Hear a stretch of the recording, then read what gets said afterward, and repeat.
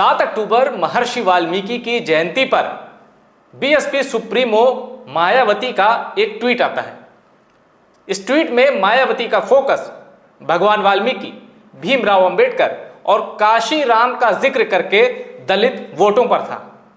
लेकिन इस ट्वीट में एक चौंकाने वाली बात थी।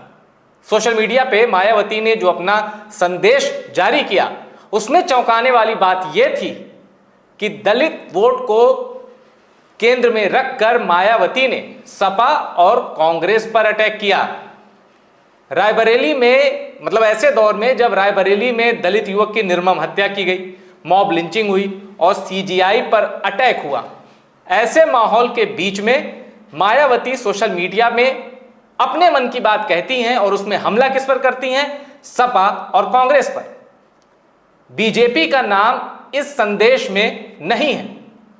ऐसे में क्या यह मायावती की सोची समझी रणनीति है? क्या मायावती को ऐसा लगता है कि जो दलित वोट बैंक है उसमें सेंधमारी कांग्रेस और सपा ही कर सकती है, बीजेपी उस वोट बैंक में सेंधमारी नहीं कर सकती, इसलिए उसका जिक्र नहीं किया जाए? आखिर क्या सोचकर मायावती ने बीजेपी पर हमला नहीं बोला, लेकिन कांग्रेस और सपा को अपने निशाने पर लिया?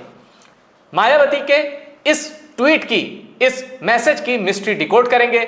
मेरे साथ जुड़ चुके हैं अभिषेक उपाध्याय और इनसे मेरा पहला ही सवाल कि मायावती ने जो ट्वीट किया है उसमें पहले तो मैं चाहूंगा कि एक बार आप ट्वीट पढ़ के भी बता दें और उसके बाद आप यह बताइएगा कि आखिर बहन जी ने सपा और कांग्रेस पर निशाना क्यों साधा, बीजेपी को इस मैसेज से साइडलाइन क्यों कर दिया? देखिए, आपने जैसे कहा कि ट्वीट पढ़ दीजिए, तुरंत मैंने ये ट्वीट निकाला, चूंकि ट्वीट पढ़ा था मैंने और बहुत ही दिलचस्प ट्वीट है ये, इसमें दो राय नहीं है। ये ट्वीट बताता है कि बहन जी के जहन में क्या है और बहन जी का मैसेज क्या है, किन से वास्ता पड़ने जा रहा है और ये वोट बैंक छीनने की कवायद का ये कौन सा युद्ध होने जा रहा है। बहन जी इस ट्वीट में लिखती हैं कि देश में जातिवादी व्यवस्था के शिकार करोड़ों दलित, आदिवासी व अन्य पिछड़े बहुजनों को शोषित से शासक वर्ग बनाने के बाबा साहब डॉक्टर भीमराव अंबेडकर के मिशनरी आत्मसम्मान व स्वाभिमान, ये उनके बारे में बता रही हैं किस तरह से बाबा साहब ने एम्पावर किया दलितों को। और फिर वो आगे लिखती हैं कि मान्यवर श्री काशी राम, उन्होंने भी किस तरह से एम्पावर किया। लेकिन अब असली मुद्दे पर आती हैं। वो लिखती हैं कि विरोधी पार्टियां, खासकर जो आप कह रहे थे समाजवादी पार्टी और कांग्रेस, ये दो नाम ले रही हैं और वो कह रही हैं कि इनका रवैया हमेशा से घोर जातिवादी एवं देश पूर्ण रहा है। मतलब बाबा साहब का नाम ले रही हैं, मान्यवर काशीराम का नाम ले रही हैं और कह रही हैं कि समाजवादी पार्टी और कांग्रेस, इन दोनों का रवैया घोर जातिवादी और द्वेषपूर्ण रहा है। इसको अंडरलाइन कीजिए, बहुत बड़ी खबर है ये जो बहन जी कह रही हैं। इसके बाद वो कह रही है कि 9 अक्टूबर को उनके परिनिर्वाण दिवस पर संगोष्ठी करने की सपा प्रमुख की घोषणा ये घोर छलावा है और मुंह में राम बगल में छुरी है। ये 9 अक्टूबर बहुत महत्वपूर्ण है मधुर। 9 अक्टूबर को बहन जी ने एक बड़ा आयोजन रखा है लखनऊ में, जिसकी बहुत चर्चा है और जो कहा जा रहा है कि बीएसपी का एक तरह से रिबर्थ, पुनर्जन्म, ऐसा कहा जा रहा है। समर्थक ये कह रहे हैं इतनी बड़ी तादाद में लोग आएंगे, इतना ज़बरदस्त उसमें मैसेज होगा और 27 के लिए बीएसपी का नव जागरण होगा। उसी 9 अक्टूबर को समाजवादी पार्टी के मुखिया वो भी गोष्ठी का आयोजन कर देते हैं। ये बहन जी को एकदम भी ये उनको समझ नहीं आ रहा है कि ये 9 अक्टूबर को आपको अचानक से मान्यवर काशीराम के लिए इतना प्रेम कैसे पैदा हो गया, सवाल पैदा खड़ा कर रही हैं वो। अब देखिए, इसमें मैं आपको अब संक्षेप में बता देता हूं, बाकी चूंकि लंबा ट्वीट है, लेकिन इसमें वो कह रही हैं कि मान्यवर काशीराम जी के नाम पे जो विद्यालय, विश्वविद्यालय, कॉलेज, अस्पताल, उन सब का नाम बदल दिया, अधिकतर का नाम बदल दिया गया।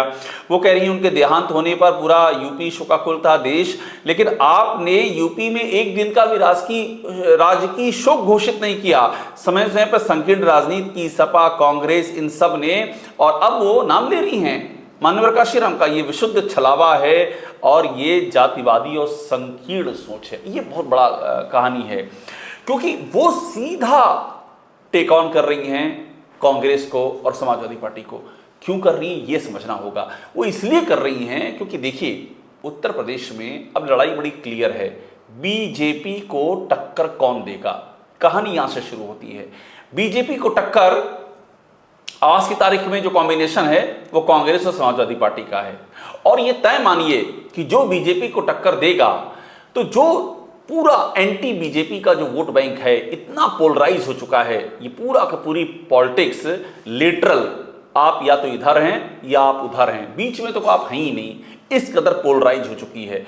तो अब यहां सवाल ये है कि जब ये तय होगा कि बीजेपी के खिलाफ कौन मजबूत है, तो क्या होगा कि जो वोट बैंक आपका नहीं भी है, उस पार्टी का नहीं भी, वो भी आ जाएगा कि वो बीजेपी से, अगर वो बीजेपी से नाराज है और वो जान रहा है कि आप हरा पाएंगे, तो वो ट्रेडिशनल अपने जड़ों को छोड़ करके वो आपकी ओर शिफ्ट हो जाएगा। तो बहन जी को चिंता इस बात की है कि जो उनका वंचित तबकों का, दलितों का जो वोट बैंक है, जो एक छत्र रहा है बहन जी के पास और दशकों तक रहा है, अभी छिटकना शुरू हुआ है और अब तो काफी छिटक गया है। तो अगर 9 अक्टूबर को समाजवादी पार्टी के मुखिया कहते हैं हम संगोष्ठी करेंगे, कांग्रेस भी तमाम सारी बातें कर रही है दलितों के लिए, अगर ये लोग ये फीलर्स देते रहे कि हम दलितों के साथ हैं, हम बाबा साहब के अनुयायी हैं, मान्यवर काशीराम के हम उत्तराधिकारी हैं, इस तरह का मैसेज अगर ये लोग देने में कामयाब हो गए, तो ये वोट बैंक जो बहन जी का लॉयल है, ये छिटक, और जो एंटी बीजेपी है, ये छिटक करके आ जाएगा समाजवादी पार्टी और कांग्रेस के साथ में। तो लड़ाई जब लड़ी जाती है, मधुर, जब युद्ध होता है, तो सबसे पहले देखते हैं कि आपका सबसे नजदीकी राइवल कौन है, जो एकदम आपके सामने खड़ा है। आप दूर वाले को सोचेंगे और जब तक प्लानिंग करेंगे, नजदीक वाला आपकी जड़ें काट देगा। तो नजदीक कौन है? नजदीक है सपा और कांग्रेस, क्योंकि खेमा सेम है, अपोजिशन खांचे में बीएसपी भी खड़ी है और सपा और कांग्रेस भी खड़ी है। बीजेपी तो खांचे के उस पार है, जिसको हराना है, लेकिन ये जो खांचे में हमारे साथ खड़े हैं, अगर ये हमारी जमीन खींच ले गए तो हम कहां रहेंगे? सारी लड़ाई इसी बात की है। और यहां बस मायावती एक कहानी सुना के देखिए, एक प्रसंग का जिक्र कर रही हैं, फिर सपा पे अटैक कर रही है। उसी ट्वीट में मायावती क्या लिखती हैं कि सपा ने काशीराम जी के जीते जी उनकी पार्टी के साथ दगा करके उनके मूवमेंट को यूपी में कमजोर करने की कोशिशें की।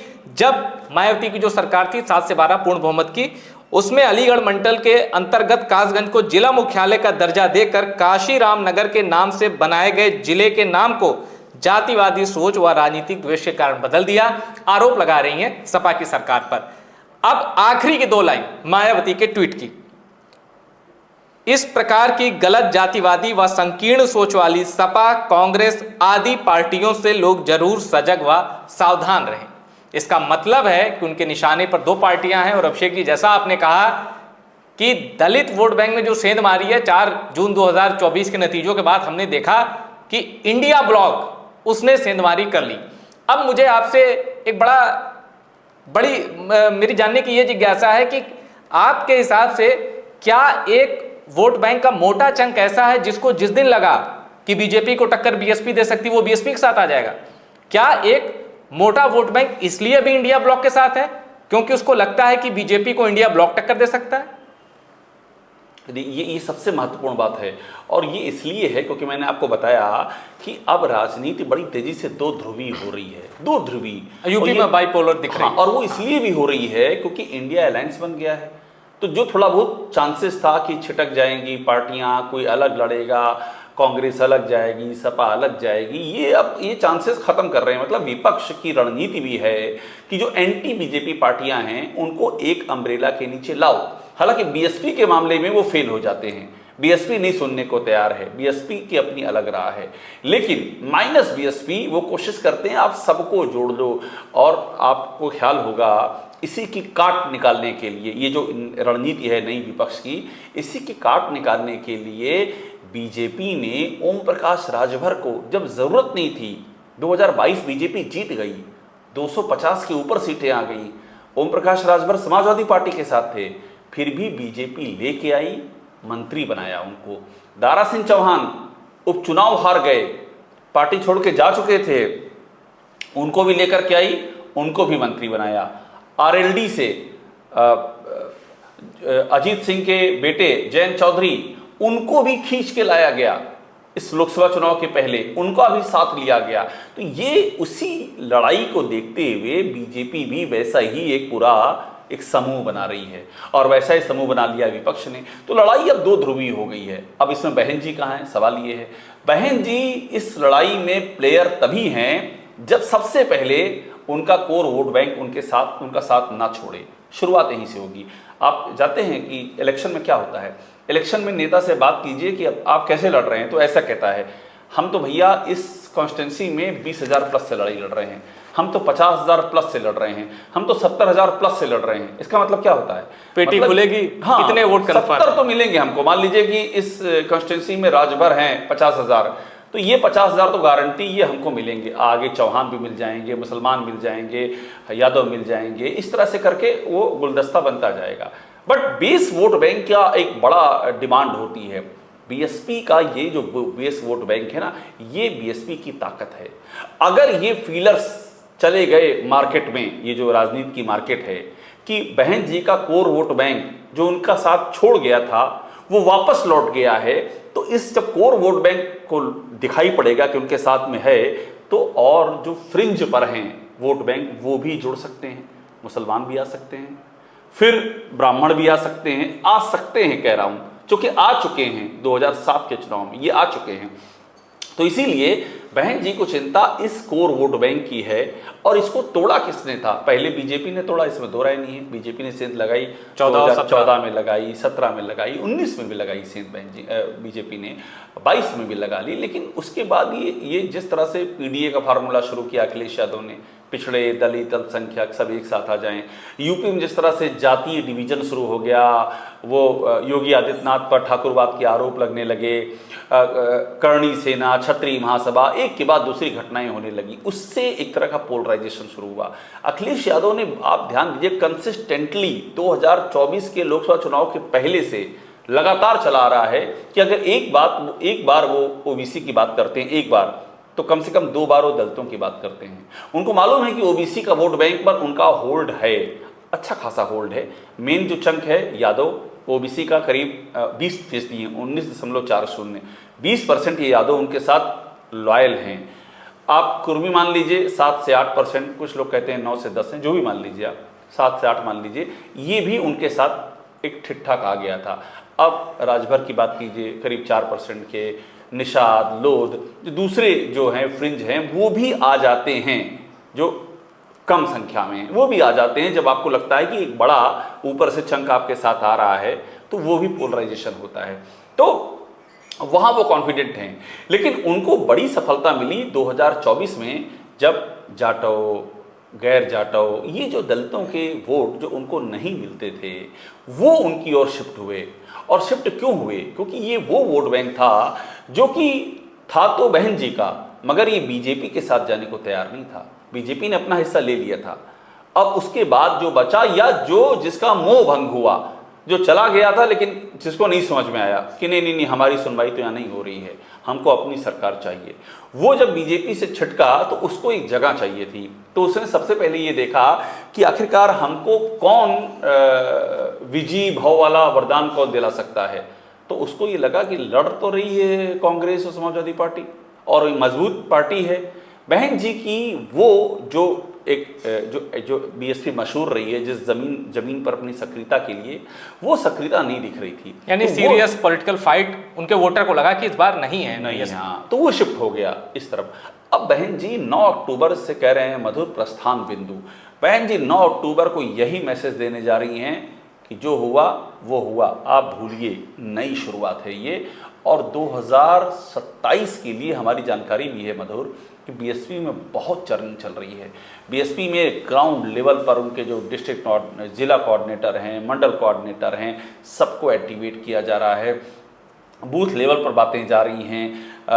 आकाश आनंद को एक्टिव किया गया है। सतीश चंद्र मिश्रा, वो जो ब्राह्मणों का पूरा एक रणनीति तैयार कर रहे हैं कि किस तरह से फिर से ब्राह्मणों को वापस लेके आया जाए, जो 2007 में आ गए थे। तो इस तरह से एक बड़ी चर्निंग चल रही है। अब सवाल ये है कि ये अगर 9 अक्टूबर बड़ी इंपॉर्टेंट डेट है, अगर 9 अक्टूबर को बहन जी ये मैसेज देने में कामयाब हो जाती हैं कि बीएसपी, पुरानी वाली बीएसपी, ताकतवर हाथी लौट रहा है, हाथी मतलब ताजा पुष्ट हाथी, ताकतवर हाथी लौट रहा है, उसकी छाया नहीं, अगर ये मैसेज वो देने में कामयाब हो जाती हैं तो आप ये मान लीजिए कि ये लड़ाई त्रिकोणी तरफ जा सकती है। और अगर ये लड़ाई त्रिकोणी जाती है ना मधुर, तो आप समझ लीजिए यूपी का पूरा राजनीतिक परिदृश्य बदल जाएगा।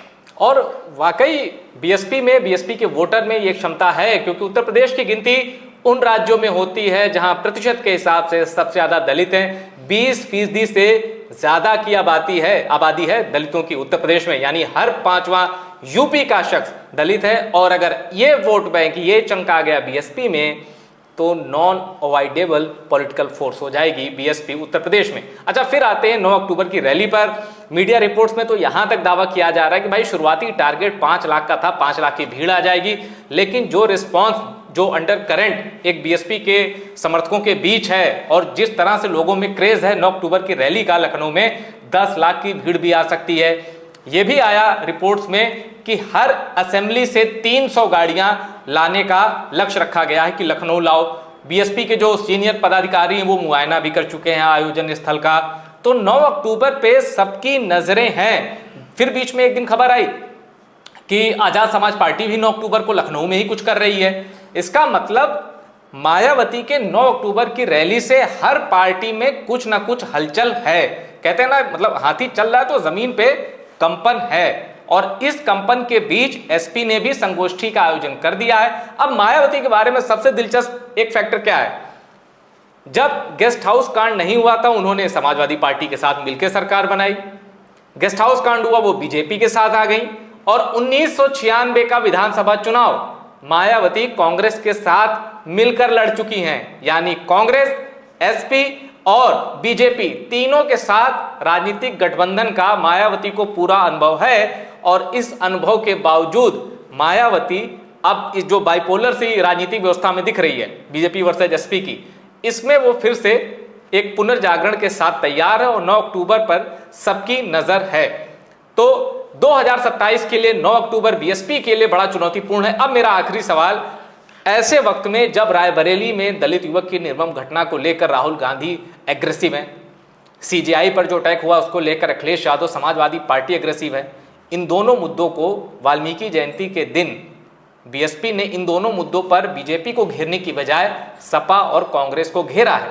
इसी वजह से जब मैं देखता हूं सोशल मीडिया पर सपा और कांग्रेस के खिलाफ जब भी मायावती बोलती हैं, या आजाद समाज पार्टी के कुछ समर्थक हैं जो कहते हैं मायावती बीजेपी की बी टीम। ऐसे पॉलिटिकल एलिगेशन पर आपका क्या कहना है कि जो वोटर जो दूसरी पार्टियों के हैं, सपा के हो गए, कांग्रेस के हो गए, जो एंटी बीजेपी वोटर हैं, वो ये क्यों कहते हैं? ये परसेप्शन कहां से जाता है कि मायावती बीजेपी की बी टीम है? नहीं, पर मधुर उसमें एक बात ध्यान देना ये होगा हमको कि वो सिर्फ बहन जी के लिए नहीं जाता है, वो असदुद्दीन ओवैसी के लिए भी जाता है कि वो बी टीम है, आजाद समाज पार्टी के लिए भी जाता है, कई लोग चंद्रशेखर के लिए भी जाता है कि वो बी टीम है। ये इसलिए होता है कि देखिए, मैंने आपको बताया ना कि पॉलिटिक्स बाइपोलर हो गई है, धीरे धीरे उसी तरफ जा रही है।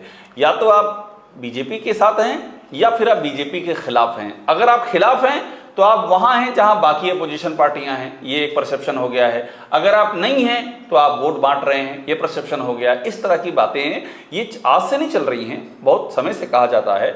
ओवैसी के बारे में तो कब से कहा जाता है कि बीजेपी को मदद कर रहे हैं। और ये उसके पहले आइए, इमरजेंसी के दौर में आप याद कीजिए, जब जनता पार्टी और में जनसंघ का विलय हो गया और उसके बाद सवाल उठा कि ये तो दोहरी वो मेंबरशिप रखते हैं, आरएसएस के भी हैं अटल बिहारी वाजपेयी, राकेश आडवाणी, और ये जनसंघ के भी हैं। तो चौधरी चरण सिंह ने विरोध कर दिया, अल्टीमेटली सरकार चली गई।